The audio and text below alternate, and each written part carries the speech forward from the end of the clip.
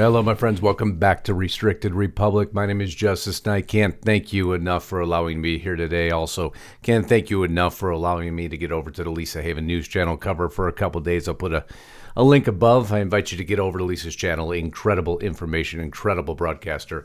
We had a chance to finally get on a small vacation, get out to Puerto Vallarta with some amazing friends, and what an amazing environment. No, we try not to stop our lives due to anything going on. Of course, that's only if they don't require that, as you all understand, which they don't. But we're back in the seat to cover Biden's collapse.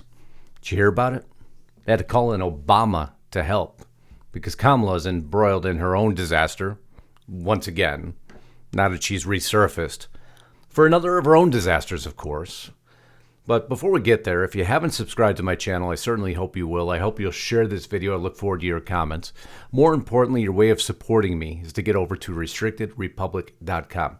Rather than just ask for donations, I provide you something in return, and it's everything you're seeing on your screen right now, exclusive content, growing daily. Lisa Haven and myself broadcasting there daily with the news you can no longer report anywhere else. Right now, we're offering you discount code Trump, $5 a month for 12 months, plus 14 days for free.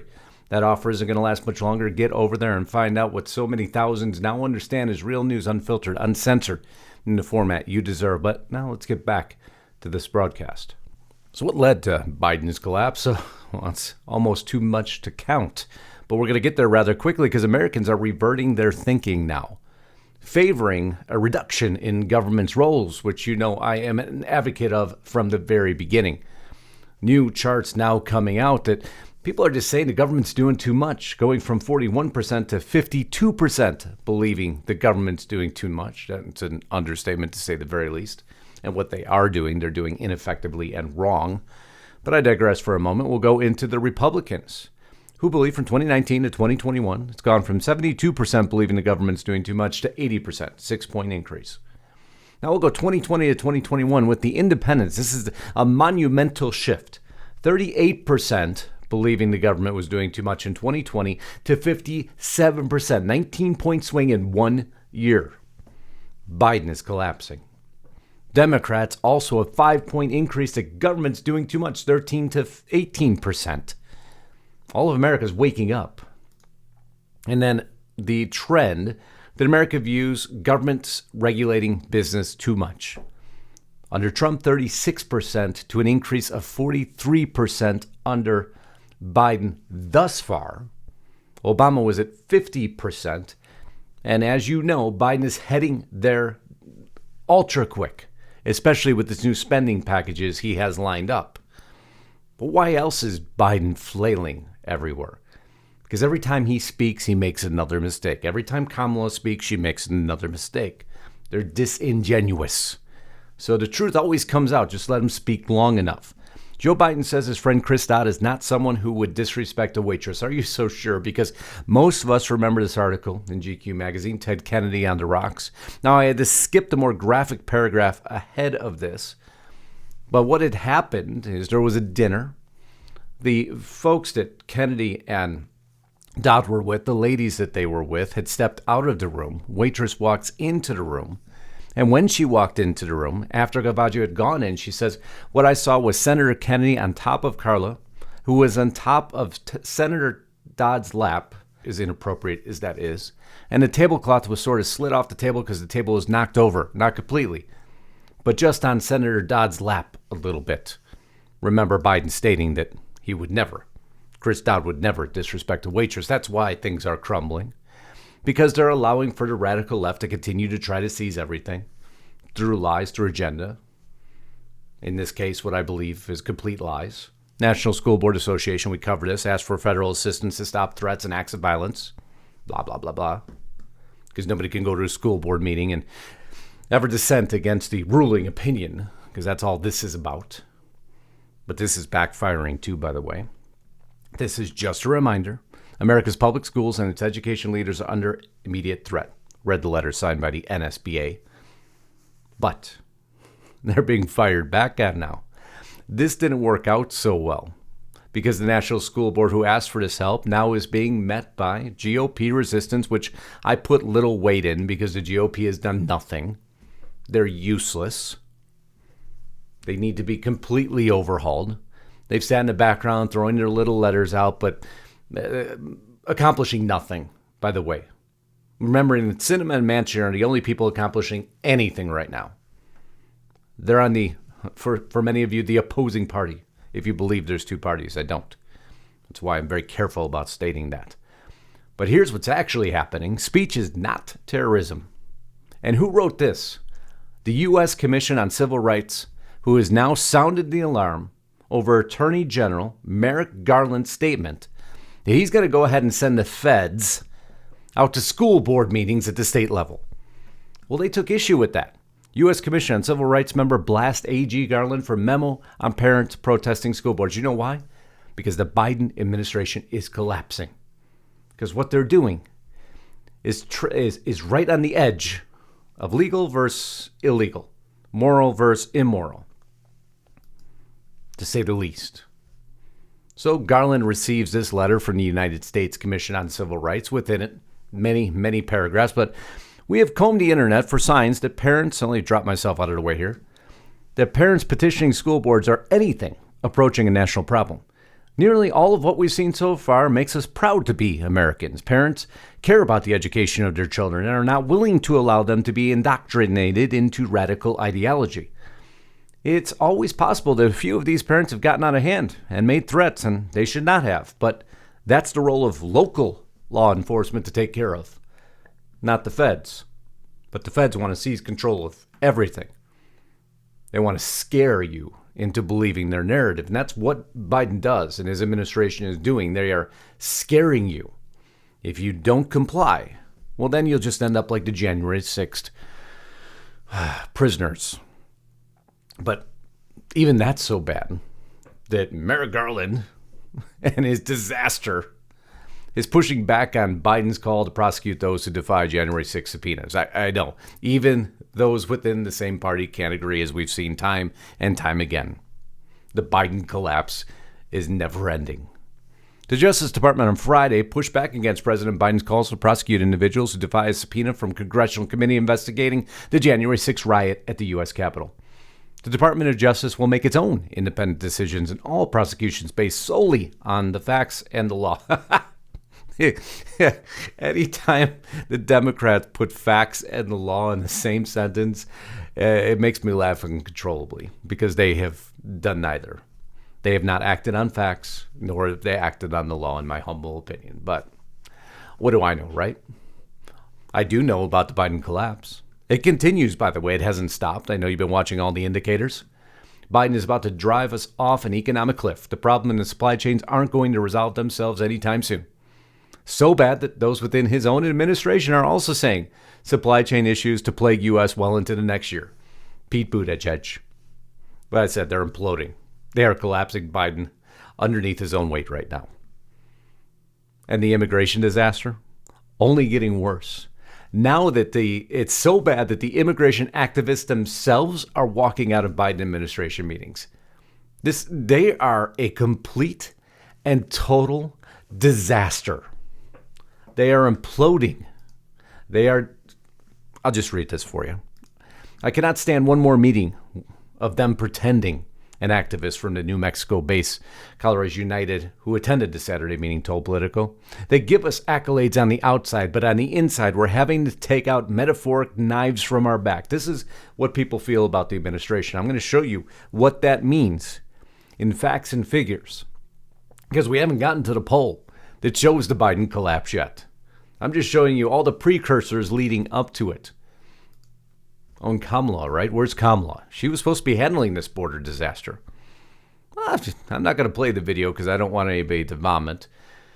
But what will happen in 300 black churches across Virginia to go ahead and help support Terry McAuliffe will play the video that Kamala just recorded. Not a problem is that that's going to play in 300 churches who are 501c3s. And the restriction of political campaign intervention by Section 501c3. Under the Internal Revenue Code, this video that Kamala just recorded, that will play in churches for Terry McAuliffe as a campaign ad. Organizations are absolutely prohibited from directly or indirectly participating in or intervening in any political campaign on behalf of or in opposition to any candidate for elective public office. That should be clean enough, but this will play in 300 churches. We could take it a step further right into the 501c3 documents themselves. Individual activity by religious leaders, nor are leaders prohibited from speaking about important issues of public policy. However, for their organizations to remain tax exempt, religious leaders can't make partisan comments. But I guess allowing a partisan video is okay. During regular services, this is within the same document, the 501c3 IRS document.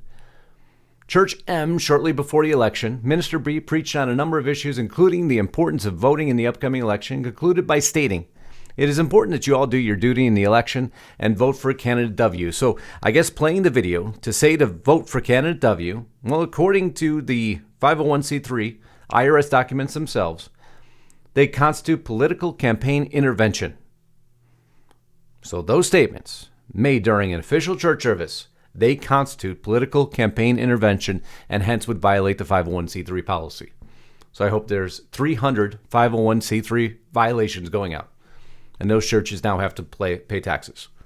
Of course, that won't happen, but we can at least hope for some action so those folks can be put on notice. That's the little steps you have to go. So for you in Virginia, if you find out those videotapes are playing, I hope you'll get with your local officials and have those 501c3 documents declared null and void. Because that's what the code says. Will you take that action? Those are the action steps needed because the Biden disintegration, the Biden collapse continues. Biden's support for police has disintegrated just under 9 months. As a matter of fact, it is so bad that they're now saying they're disgusted. The administration pretends it's pro-police with tremendous overemphasis on the Capitol incident in January. While that attack on my brother and sisters was horrible, they've completely turned a blind eye on public safety in this country. And America is now reacting, by the way. America is reacting to the fact that inflation is going to hit levels unseen before under the Biden administration. What does Psaki come out and say? Well, inflation's a good thing. Defends it. It just shows we're recovering. You have no idea what's coming, folks. Actually, I shouldn't say that. Because you do know what's coming. Because people are speaking now. Zogby Analytics, amazing set of polls, just released. And here's what they say. America. How many believe that America's heading in the right direction? Only 39.5%. 53.2% believe it's on the wrong track. And obviously 7.3% are just sleeping and have no idea what's going on in the world around them. 53.2% now believe America is heading the absolute wrong direction. Who do you trust more to grow the U.S. economy? Biden or Republican leaders? 43% believe Republican leaders are better than Biden. On immigration, who's better, Republicans or Biden? Republicans win again, 42.7%. The situation in Afghanistan, who would be better, Biden or Republicans? 40.5%. Again, Republicans win. To fund the U.S. military, Biden or Republican leaders? 45.9% believe Republican leaders. Now, I'm going to go on record here and saying I don't even believe Republican leaders would do any better. Because, again, I am done with the GOP and everything that they're not standing for right now. We need a different leader in place to actually know how to manage any of this when they're all two sides of the same aisle. Makes no difference. All America's saying there is they're not happy with the person who's currently seated at the throne. And that's what we're seeing. This man, Biden's job performance is down to now 36.4% believe he's doing excellent, 61% fair or poor. And again, 2.3% of people non-committal to anything. The worst rating. Biden has collapsed. But what happens from here? How do we fix this? As he's lost, as they're staying here, he's lost the independents and he's lost women. And there's no sign that he's going to be able to fix that. So he calls on Obama. Obama to help fix everything. With his approval rating dropping to 38%, Obama's called in. In the article, it states, It's unclear whether Obama will participate in any meetings or events with Biden and his cabinet officials. Earlier this year, the White House said Biden and Obama spoke regularly about a range of issues, as well as personal matters, but did not disclose the frequency of those conversations. So it appears now there's great question as Biden's collapsed.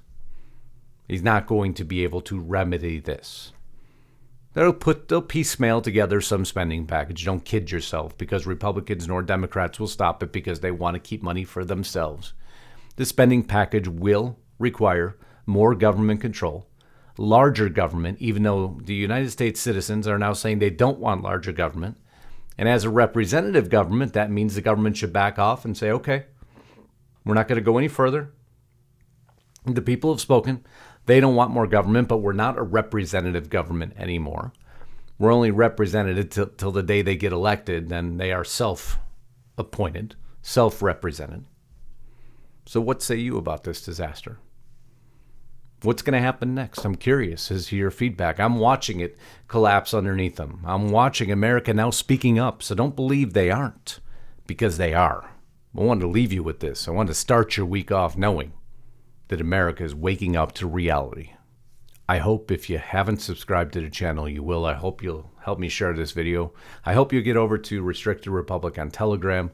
Follow us on all our other social media sites. And most importantly, get over to restrictedrepublic.com. Remember, discount code Trump at monthly checkout. Most importantly, Godspeed and God bless. Justus Knight, signing out.